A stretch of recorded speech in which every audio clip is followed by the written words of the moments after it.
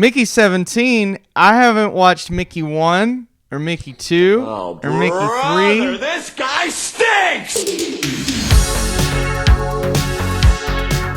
All right, this is a big deal. This movie has been delayed 17 times, it feels like. Bong Joon Ho's next film after Parasite, one of the greatest movies of the 2010s. So, does it live up to the hype? Let's discuss.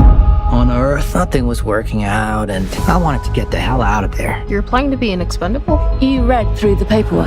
Yeah. And so this is based on an Edward Ashton novel that I'm not very familiar with, but I think that one's called Mickey 7. This is Mickey 17, Bong Joon Ho's take on some very, what feels like, interesting source material. You've got Robert Pattinson playing a character who is essentially signing up to become extremely expendable on this mission to colonize an ice planet because we're dealing with a darker and desolate world, or I guess outside of our world, where humanity needs to move on. But Pattinson's expendable character is literally expendable because he signs up for a program. Every time he dies, he gets regenerated, reprinted, and that process was just such hardcore, disgusting sci-fi, and I love that. Like, that's what I sign up for with a movie like this. Original ideas, based off of a novel, of course, but originality that goes in different directions and tackles relevant themes. Some will argue when a movie like this gets political, it can start to come apart at the seams. I would argue back that's not necessarily the reason why Mickey 17 does start to unravel a bit more as we get deeper into this script. And I've seen a little bit of division, at least on Twitter. Some people love the third act. Some people love the first act. Which one of you loves the second act? Where are you at? And I believe there's a good argument to be made for both. Now, if you're in this for the social commentary that is more relevant to today's politics than I think it needed to be, I like when a movie like this tackles relevant topics, but topics that will stay more relevant 20, 30 years down the road rather than just what's going on right now. I feel like Mickey 17 is sort of stuck in the present in that way, but there are like 3 or 4 other routes this movie goes that I found to be very interesting. Not only is this tackling authoritarianism and classism, but you've also got a very prominent, prevalent religious theme going on in this film, and all of those kind of spawn from what Mickey 17 is having to deal with. But when another Mickey comes along, things go awry in the printing process, Pattinson having to play 2 different variations of this character. So essentially, it's the same character, but every time he gets printed, the personality is a little different. So you've got one Mickey on screen who's a bit more to himself and not as in your face, and then the other version, I'd say closer to his Bruce Wayne than Mickey 17, is a bit more brash and in your face. Both of them the same person, but circumstantially, it's almost like that butterfly effect of what if Mickey was dealing with this in his childhood and things went on to turn out in this way. And so it was really fun to see Pattinson play those versions. Not that we get every version of Mickey, Mickey's 1, 2, and 3, Mickey's 4, 5, and 6. No, and it did kind of bum me out. I think there's a lot more lore here to explore. Honestly, if you would have just called it Mickey 7, me missing out on 6 versions rather than 16 versions feels more palatable. It just feels like you're shortchanging Pattinson and his ability. But then again, you don't want to try to stuff much more in this movie than what's already in here, although I do think you could have taken a few side characters, subplots, plot points out of this film to make it a bit more focused. And so I was super pumped for Mickey 17. I think my head was in Parasite land. Walking into that theater, I said, I probably shouldn't be here. It's just so hard for a director to follow up a masterpiece like that, no matter what the film is.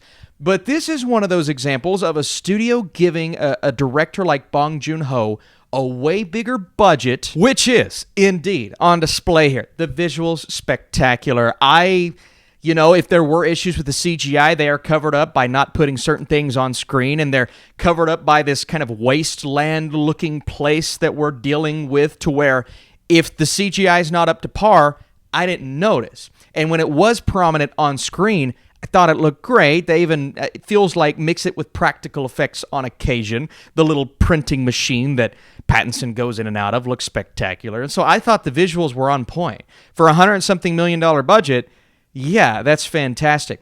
But what Bong decides to do with this script and taking it in 17 different directions is what it feels like. It started out really focused and then slowly becomes a bit less focused. And by the time we get to the end, we get some awesome moments and some really cool scenes.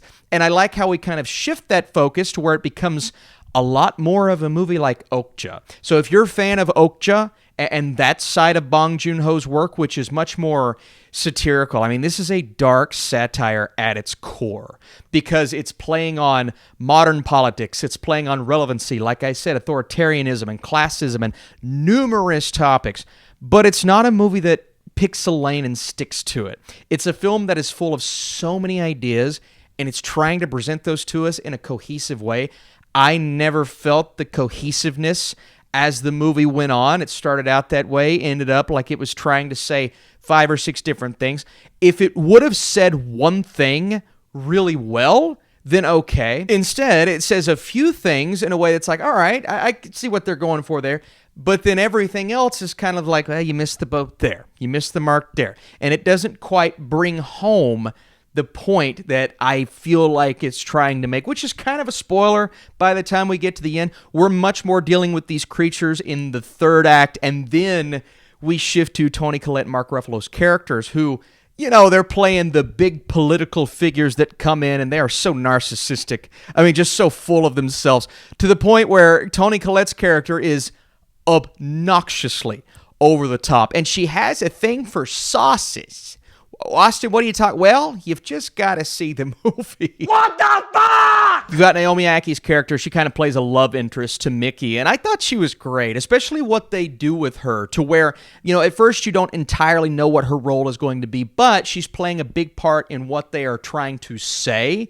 And one of the many things they're trying to say, she becomes way more relevant by the end. And I actually liked what they did with her character, even though, again, they didn't quite nail the point they were making, but I enjoyed her quite a bit.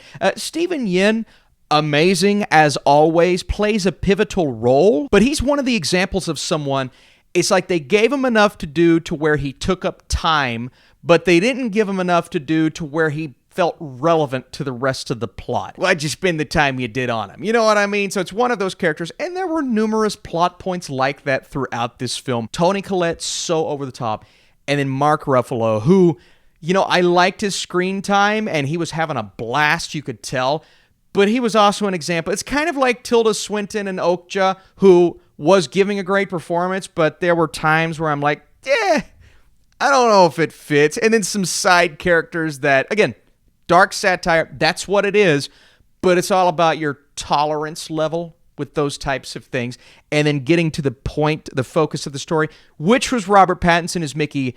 Every time he's on screen, spectacular. If this movie wasn't what it ended up being, I think this is an Oscar nomination-worthy performance from Pattinson. Unfortunately, I just don't think this type of film is going to garner that. So after all the delays, Bong Joon Ho being one of the best directors working right now, did Mickey 17 fall short of my expectations? The answer is yes. And the further we progressed, the less I felt that cohesiveness. And so I am one of those people who liked the first act way more than the third act. That's when it does start to unravel a little bit, even though, again, I think there are great moments. But based on expectations, I was looking for a lot more. And so if you keep those expectations in check, maybe you're going to get more out of this than I did. Maybe. I mean, it's such a weird feeling when you know there are so many quality aspects to a movie that you were just looking forward to so much, and it falls short of those expectations. So it's hard to quantify that as a critic, but I'm going to try my best to do so. So thank you for watching. If you liked Mickey 17, let me know why. All thoughts are welcome in those comments, man. And come back, because we got plenty of reviews coming. This weekend's going to be fun. We got some Oscar videos. I'm ranking the last 10 best pictures. And my parents are coming to town to see my daughter, so I'm excited. Also, another way to support is by sharing this video with your friends and on social media. I appreciate it. Mickey 17 has a lot to like. From a fantastic Robert Pattinson performance to some rock-solid satire throughout, the first act nailed the authentic sci-fi feel I was looking for, and the visuals are on point. The issues begin to creep in as the plot progresses and can't decide what point it wants to convey the most. It shifts from entertaining to unfocused through most of the second act, resulting in a final product that doesn't entirely land, but still delivers some top-tier moments. Again, Compare this to something like Okja. That tone, that feel, different themes, obviously politically relevant, which will either piss people off or, make them appreciate it more. But I'm kind of split on those ideas. I can't help but to still praise the really quality elements, such as the visual effects, man, on the budget that they had. All right, I need to stop talking.